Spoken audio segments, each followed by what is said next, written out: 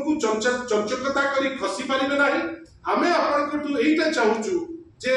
ए जो यात्रा आरंभ हबो आपनकर एस्टीम मीडिया माध्यम रे आमे विभिन्न जगह रे थिबा पंचायत रो जो माने जागृत व्यक्ति विशेष साधारण जनता आमर कर्मी माने तांको पाखरे मेसेज पहुंचेबू जे जनजागरण यात्रा आरंभ हबो एवं ए जो प्रतिश्रुति देइथिले ए प्रतिश्रुति को कार्यक्रम करबा पाई जहां माध्यम रे वयस्क व्यक्तित्व विधवा महिला निराश्रय माने एवं भिन्नक्षम माने तांकर जो प्राप्य तांकर जो जोटा तांको पे उद्दिष्ट से जिंस सीता पाइबे एवं जे पर्यंत से ए जिंस को लागू करि नांती माननीय श्री नवीन पट्टनायक एक क्लैरियन कॉल देइचंती जे ए पदयात्रा एवं लोकंक संगे रही लोकंकर जो डिमांड आमे क्यारी करी करी जीवु सेति पाई आपनकर सहयोग कामना करिबा पाई आज ए प्रेस वार्ताटी दबा पाई आपन को आमे डाकी। द्वितीय थिला जोटा आपन माने कहउथिले ए जो ओडिया अस्मिता कही आपन वोट नेले ओडिया अस्मिता कही बाहर भड़ाटिया नेता को आनी आपन भाषण भी दिया करेबे कोन ना ओडिया अस्मिता विषय से माने ओडिया लोकन को ज्ञान देले किंतु आपण भाबंतु तो यूनेस्को कलिंग प्राइस ठारू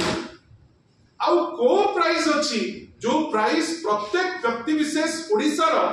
जो माने विथ हेड हेल्ड हाई से प्राइस टाकू सम्मान सह ग्रहण करिवे एवं जहार गोटे इंटरनेशनल प्रेजेंस अछि आपण भाबंतु तो या भितरु प्राय आपनकर 72 जन लोक पाइचंती 7 जन होचंती नोबेल लॉरेट आमे जोटा श्री नवीन पट्टनायक लिखिचंती जे गोटे 32 वर्षर युवक पेरिस को जाइकिरी 1000 पाउंड दे 1951 रे आरंभ करिथिबा गोटे अवार्ड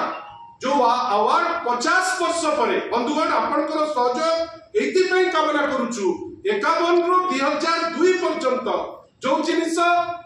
बिजू बाबूंकर निजस्व उद्यम रे चली जाइतिला 2002 रे अटल बिहारी वाजपेयी जे भारतीय जनता पार्टी व्यक्तित्व थिले किंतु से प्रधानमंत्री से तो बड़े थिले से तांकर घोषणा थिला जे department of science and technology Odisha सरकार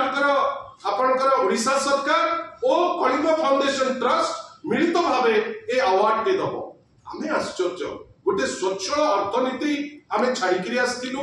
गोटे स्वच्छ अर्थनीति से आम ठारू नेले गोटे इंटरनेशनल अवार्ड जो अवार्ड को नहीं करी जे अवार्डी गर्वित प्रत्येक ओडिया गर्वित ए अवार्ड इनिशिएट करथिले प्रभात पुरुष बिजू बाबू कोन खाली बिजू बाबू परी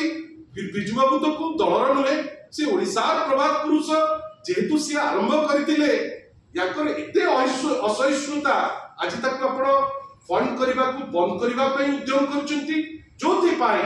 हमर नेता श्री नवीन पट्टनायक जहां को 4.5 कोटी ओडिया भलो पाती आज गोटे चिट्ठी श्री जितेंद्र सिंह को पाकु